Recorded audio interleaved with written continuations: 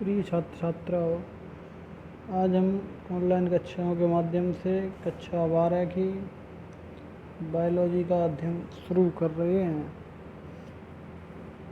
तो जैसा कि आप सब लोग जानते हैं कि इस समय देश में लॉकडाउन की स्थिति है, इस वजह से हमको ऑनलाइन कक्षाओं का आयोजन करना पड़ रहा है। दोस्तों, मैं अपनी तरफ से बढ़िया देने की कोशिश करूँगा। अगर फिर भी तुम्हें किसी भी प्रकार की कोई समस्या हो, कोई सवाल हो या कोई सुझाव हो, तो आप कमेंट बॉक्स में जा कर के आप मेरे नंबर पर व्हाट्सएप पे मैसेज करके यूट्यूब पर कमेंट करके मुझे को बता सकते हैं।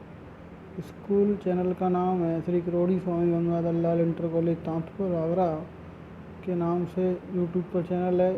ये आप वहाँ से सर्च कर सकते हो। अगर आपको कोई भी सवाल पूछना है या कोई भी और भी समस्या आपको अगर आ रही है बायोलॉजी में, तो दोस्तों आप मुझसे वहाँ पर कमेंट सेक्शन में जा कर के कमेंट करके मुझे पूछ सकते हैं। तो चलिए दोस्तों, आज हम शुरू करते हैं कक्षा 12वीं का पहला चैप्टर, जिसका नाम है जीवों में जनन। देखिए, जैसा कि आप सब लोग जानते ही हैं कि हम इस चैप्टर में जीवों में जनन के बारे में अध्ययन करेंगे। अब सबसे पहले हमें ये पता होना चाहिए कि जीवन जो होता है वो होता है। तो कक्षा 11वीं में हमने पढ़ा था कि जीवन जो होता है वो पहले से उपस्थित किसी जीवन से ही आता है। ये नहीं है कि जीवन एकदम से अपने आप अचानक से पृथ्वी पर प्रकट हो जाएगा। जीवन के लिए पहले जीवन का होना बहुत ज़रूरी होता है। ये हमने सेल चैप्टर में कक्षा 11 में डिस्कस किया था। चलिए हम शुरुआत करते हैं इस चैप्टर की, जिसका नाम है जीवों में जनन। जैसा कि नाम से आप देख पा रहे होंगे, हम इसमें जनन के बारे में बात करने वाले हैं। तो देखिए, सबसे पहले हम देखेंगे जीवन अवधि। देखिए हम स्टूडेंट्स, क्या होता है कि अब एक एक चीज़ को मैं आपको समझाऊंगा। अगर फिर भी समझ में नहीं आती है तो आप मुझसे कमेंट करके पूछ सकते हैं, फ़ोन करके पूछ सकते हैं। जीवन अवधि क्या होती है कि देखिए, मान लो कोई जीव है, तो जीव जैसे उसकी मान लो किसी जीव का जन्म 2000 में होता है और उसकी मृत्यु 2020 में हो जाती है। तो उसने जो जीवन जिया वो कितने वर्ष जिया मित्रों? उसने जीवन जिया 20 वर्ष। तो जो 20 वर्ष तक उसने जीवन जिया वो उसकी क्या कहलाएगी? जीवन अवधि। एक बार फिर सुन लो, किसी भी जीव की जब से वो जन्म लेता है तब से लेकर के जब तक वो मरता है, और मरता कैसे दोस्तों? प्राकृतिक मृत्यु। ये नहीं है कि वो चाहे आप उसे मार रहे हो, वो खुद की मृत्यु मर रहा है, तब तक की उसकी अवधि को हम जीवन अवधि कहेंगे या इसको हम जीवन काल कहते हैं। आपकी समझ में आ गया होगा? ठीक है। जैसे उदाहरण के लिए मान लो कि किसी का जन्म सन 2000 में होता है और उसकी मृत्यु 2050 में हो जाती है, तो दोस्तों कितनी वर्ष जिया? 50 वर्ष। तो जिसका क्या हो जाएगा दोस्तों? जीवन अवधि, जीवन काल हो जाएगा। चलिए दोस्तों, आगे हम बात करते हैं कि प्रजनन। जैसा कि प्रजनन का अर्थ है जनन से। दोस्त छात्र छात्रों को घबराने की ज़रूरत नहीं है कि बहुत से बच्चे ये सोचेंगे कि प्रजनन मतलब यहाँ पर प्रजनन लिख दिया है, यहाँ आपने जनन लिख दिया, तो दोनों का मतलब एक ही है। प्रजनन, जनन और रिप्रोडक्शन, तो तीनों का अर्थ एक ही है। अंग्रेजी में हम इससे रिप्रोडक्शन कहेंगे। अब देखिए, प्रजनन का अर्थ क्या होता है? प्रजनन का अर्थ होता है कि जो सभी जीवधारी जो होते हैं उनमें ये एक विशिष्ट गुण है प्रजनन करने का, जनन करने का। अतः हम कह सकते हैं कि प्रजनन वह प्रक्रिया है जिससे जीव अपने ही समान जीवों को उत्पन्न करते हैं। मतलब हम ये कह सकते हैं कि अपने जैसे जीवों की रचना करना, अपने ही जैसे जीवों को बनाना क्या कहलाता है? जनन कहलाता है। मतलब अपने जैसी संतान उत्पन्न करना छात्रों जनन कहलाता है। जैसे कि आप जानते हो कि मान लो कि जो मनुष्य जनन करेंगे तो उनको के बच्चे होंगे। अगर भैंस में जनन होगा तो उनमें भैंस के बच्चे होंगे। ये नहीं है कि किसी और के बच्चे हो जाएंगे। मतलब अपनी ही जाति की संतान उत्पन्न करना जनन कहलाता है। यहाँ हम कुछ जीवों का जीवन काल हम पढ़ेंगे कि कौन सा जीव कितने दिनों तक जीवित रह सकता है। तो देखिए, हाथी जो होता है वो 65 से 70 वर्ष तक जीवित रहता है। देखिए मित्रों, मैं आपको एक और बात बता रहा हूँ मेरे भैया बहनों, कि अलग अलग किताबों में ये अलग अलग ही लिखे हुए हैं, तो इनसे आपको पढ़ करके परेशान होने की ज़रूरत नहीं है। किसी किताब में ये कुछ लिखा हुआ है, किसी किताब में ये कुछ लिखा हुआ है, ये कोई फिक्स नहीं है, ये घटते बढ़ते रहते हैं। तो इसके लिए आपको परेशान होने की ज़रूरत नहीं है कि आप ये कहें कि सर ने गलत पढ़ा दिया, हमने उस किताब में ये पढ़ा था, इसमें ये पढ़ा था। ऐसी कोई भी दिक्कत नहीं है दोस्त। यहाँ पढ़ लो, आप कहीं पढ़ लो। ये सवाल एग्जाम में पूछे नहीं जाते हैं, क्योंकि ऐसे सवाल विज्ञान में कभी नहीं आते कि हाथी की उम्र बताओ, इसकी उम्र बताओ, लेकिन फिर भी हम तो अपनी नॉलेज के लिए ये पढ़ लेते हैं। हाथी जो होता है वो करीबन 65 से 70 वर्ष तक जीवित रहता है। गुलाब का पौधा जो होता है वो 5 से 7 वर्ष तक जीवित रहता है। कुत्ता जो होता है वो तुम्हारा यही किसी किताबों में 20 से 25 भी लिखा हुआ है। तितली तो 1 से 2 हफ्ते जीवित रहती है। कौवा भी 15 से 20 वर्ष जिंदा रहता है। गाय जो होती है वो 25 से 30 वर्ष तक। बरगद का जो पेड़ है दोस्तों, ये बहुत लंबे समय तक जीवित रहता है। ये करीबन 200 वर्ष तक जीवित रह सकता है। अब आगे देखिए, अब हम आगे की बात करें तो दोस्तों सबसे बड़ी बात यह है कि हमें प्रजनन की आवश्यकता क्यों पड़ी। Why we needed of reproduction. आखिर में ऐसी क्या ज़रूरत आ पड़ी कि हमें प्रजनन की ज़रूरत पड़ी। तो दोस्तों आप एक बात समझ लीजिए, प्रजनन की आवश्यकता इसलिए पड़ी कि आप जानते हैं कि जैसे मान लो आज मैं हूँ, तो जैसे मैं चाहूँगा कि मैं मरूँ, जब तक मेरा अंत हो तब तक मेरे वंश को आगे बढ़ाने वाला कोई न कोई होना चाहिए।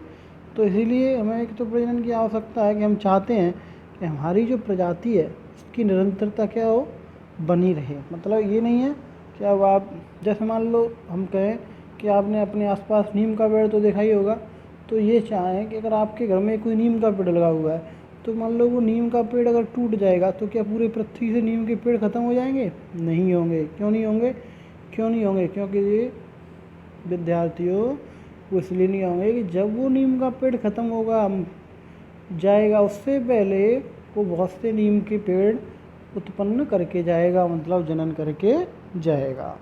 जैव विकास, देखो हमारे लिए जैव विकास बहुत ज़रूरी होता है। तो प्रजनन के कारण जीवों में विभिन्नताएं उत्पन्न होती हैं।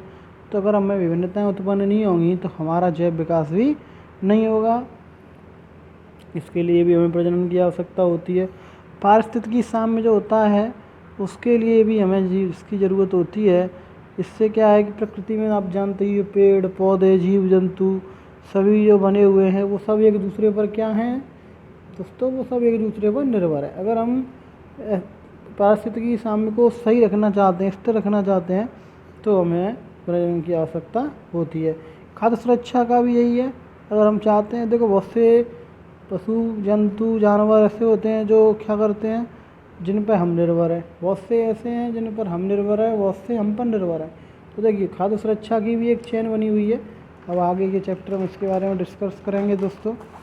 अब हम बात करेंगे आगे, देखिए प्रजनन के प्रकार, टाइप्स ऑफ रिप्रोडक्शन। अब हम देखेंगे कि प्रजनन जो होता है वो कितने प्रकार का होता है। तो देखिए जीवों में जनन जो होता है वो मुख्य से 2 प्रकार का होता है। जीवों में जो जनन होता है, तो मित्रों प्रजनन के प्रकार की अगर हम बात करें तो प्रजनन जो होता है वो 2 प्रकार का होता है। और एक होता है अलैंगिक जनन और एक होता है लैंगिक जनन। तो आज हम अलैंगिक जनन के बारे में जानकारी प्राप्त करते हैं, फिर हम लैंगिक जनन के बारे में जानकारी प्राप्त करेंगे। तो देखिए मित्रों, अलैंगिक जनन क्या होता है पहले एक बार हम पढ़ते हैं, फिर हम समझेंगे। अलैंगिक जनन में केवल एक अकेला जीव संतति जो होता है उत्पन्न करने की क्षमता रखता है। देखिए अलैंगिक जनन जो होता है, अलैंगिक जनन क्या है? अलैंगिक जनन में केवल एक अकेला, मतलब अकेला का मतलब एक ही जीव होता है। संतति का मतलब होता है मित्रों संतान। क्या होता है? संतान। तो एक जीव जो होता है वो संतान उत्पन्न करने की क्षमता रखता है। इस विधि के द्वारा जो संतान उत्पन्न होती है वो कैसी होती है? वो बाह्य रूप से भी और आंतरिक रूप से भी, आकार में भी, प्रकार में भी और आनुवांशिक रूप से भी बच्चों अपने जनक के, जनक किसे कहते हैं? जनक कहते हैं जो जन्म देता है, जन्मदाता, जन्म देने वाला जनक होता है, उसके एकदम समान होती है, हूबहू उससे मिलती है। इसलिए आकार की तथा आनुवांशिक रूप से समान संतति को हम क्लोन कहते हैं। अब देखिए तो क्लोन क्या होता है? क्लोन का मतलब ये होता है कि इसको हम क्लोन इसलिए कह रहे हैं कि आपने फ़ोटो स्टेट कराई होगी, कभी जीरोक्स कराई होगी, तो जब हम जीरोक्स कराते हैं तो आपने देखा होगा कि जब हम फ़ोटोस्टेट मशीन में जो कागज़ रखते हैं और हम फ़ोटोस्टेट करवाते हैं तो उसकी फ़ोटोस्टेट बिल्कुल वैसी ही होके आती है। ऐसा नहीं है कि अगर आपकी फ़ोटोस्टेट में ए लिख रहा है तो उसमें बी होके आ जाएगा, ए का ए ही फ़ोटो कॉपी होके आएगा। उसी प्रकार से अलिंग जनन का भी यही है कि इसके द्वारा जो संतति जो संतान उत्पन्न होगी वो बिल्कुल एकदम कोई भी अंतर नहीं आएगा, अपने जनक के समान होगी।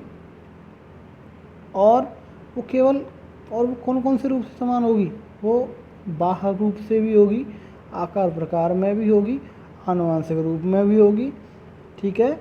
और इसलिए क्योंकि वो आकारकी में और आनुवंशिक रूप से समान है इसलिए हम उसको क्लोन कहेंगे, क्योंकि जनक तथा संततियों के बीच में लक्षणों के व आनुवंशिक पदार्थों में कोई अंतर नहीं है। समझ में आई बात? क्योंकि जो जनक होगा उसमें और जो उसकी संतान होगी उसके बीच में कोई भी लक्षण या कोई भी आनुवंशिक पदार्थ में अंतर नहीं होगा, इसीलिए उसे क्या कहेंगे, क्लोन कहेंगे। फोटोस्टेट किसे कहते हैं, जो उसकी मेन कॉपी होती है उसकी बिल्कुल एग्जैक्ट जो कॉपी बन करके आती है उसको कहते हैं मित्रों।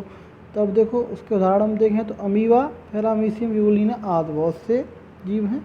अलिंगी प्रजनन की कुछ विधियां हैं, देखो जैसे विखंडन है, मुकुलन है, बीजाणु निर्माण है, खंडन है, कलिका है, जैमयुग द्वारा कायिक प्रवर्धन आदि है, जिनमें हम देखेंगे कि अलिंगी जनन किन किन विधियों के द्वारा इन विधियों के द्वारा अलिंगी जनन हो सकता है।